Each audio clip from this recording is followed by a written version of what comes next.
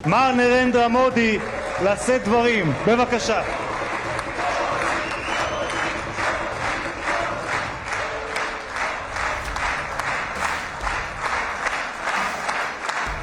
PM Modi इस समय Israel की विजिट पर हैं और जो देखने वाली बात यह है कि वहां उनको जिस तरीके से वहां की पार्लियामेंट ने जिस तरीके से स्वागत किया है वो भारत में कुछ लोगों को बहुत खराब लग रहा है। और यह भी कहा जा रहा है कि जो अपोजिशन पार्टी है वो ये कह रही है कि इजराइल अगर पीएम मोदी गए हैं तो गाजा क्यों नहीं गए, फिलिस्तीन क्यों नहीं गए, उनको वहां भी जाना चाहिए था।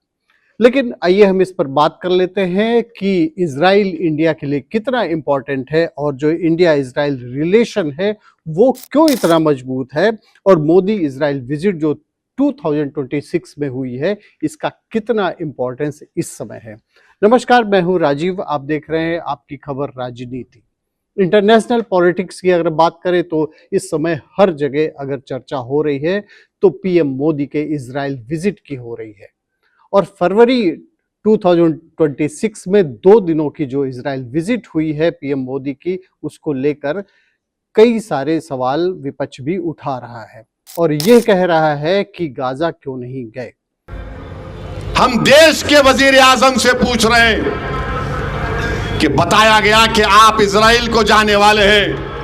मोदी जी, आप बेंजामिन नेतन्याहू को बोलकर सिर्फ गाजा में 15 मिनट के लिए जाइए। 15 मिनट के लिए गाजा में जाकर देख लो आप कि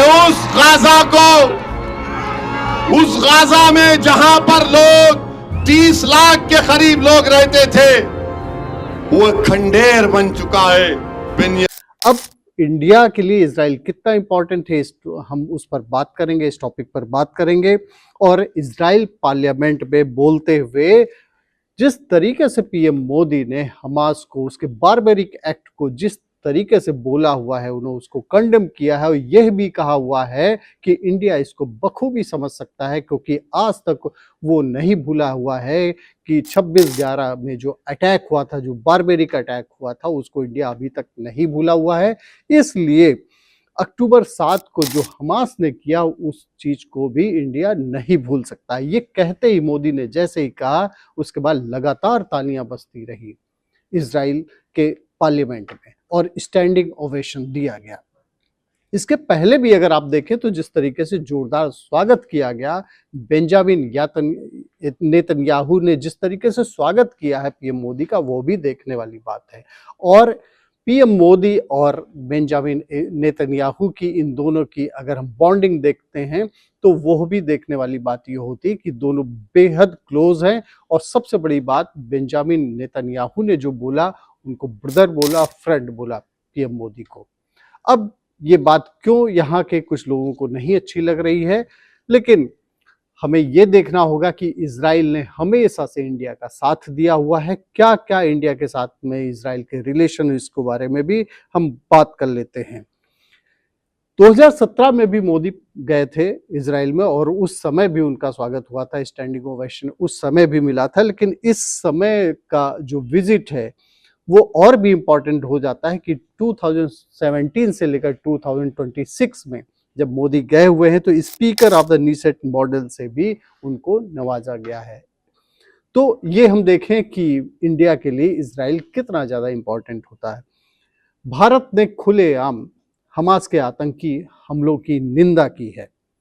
अब हम ये समझ लेते हैं कि हमास क्या है। हमास जो है फिलिस्तीन का एक इस्लामिक उग्रवादी संगठन है और 1987 में इसकी स्थापना की गई थी। यूरोपियन यूनियन, इजराइल और अमेरिका इसको आतंकवादी संगठन, प्रतिबंधित संगठन की सूची में रखता है और इसको आतंकवादी संगठन मानते हैं। जो फिलिस्तीन की, इसमें समझ लेने वाली बहुत ही जरूरी बात यह है कि फिलिस्तीन की जो ऑफिशियल गवर्नमेंट है वो कौन सी है। फिलिस्तीन की जो ऑफिशियल गवर्नमेंट है वो है पैलेस्टाइन लिबरेशन ऑर्गेनाइजेशन, PLO जिसका नाम है।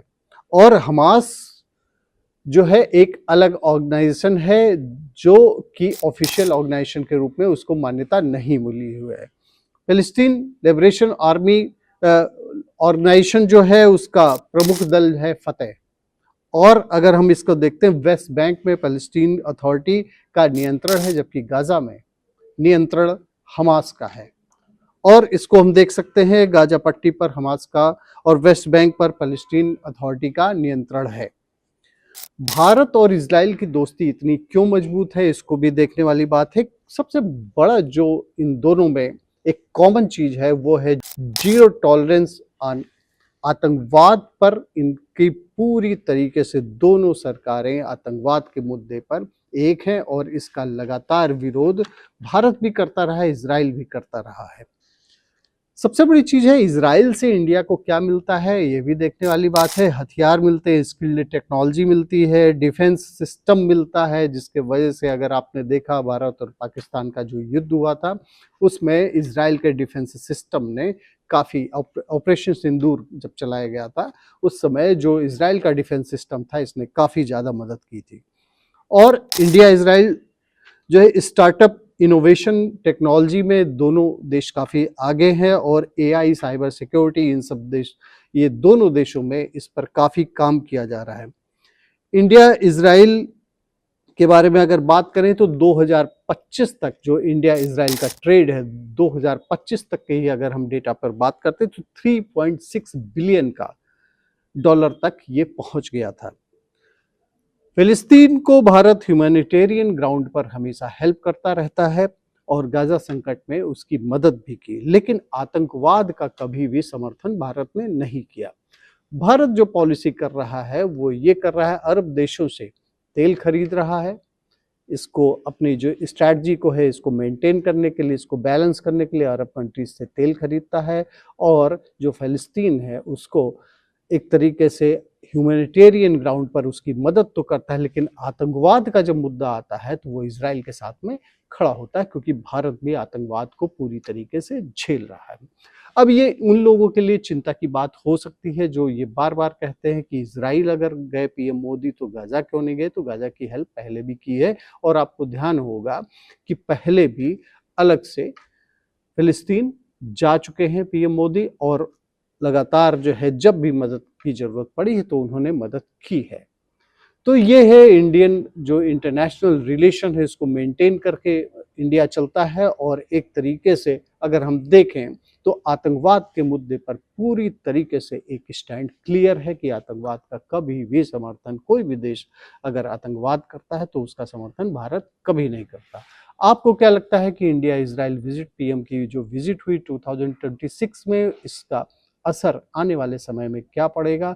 और जो इंडियन पॉलिटिक्स है जो गाजा को लेकर ज़्यादा संवेदनशील नज़र आ रहे हैं, उनको भारत पर जो अटैक करते हैं लोग, जो टेररिस्ट एक्टिविटीज़ चलती हैं उसको लेकर सवाल नहीं उठते हैं। इस पर आपका क्या कहना है कमेंट सेक्शन में ज़रूर बताएं। थैंक यू फॉर वॉचिंग आपकी खबर राजनीति।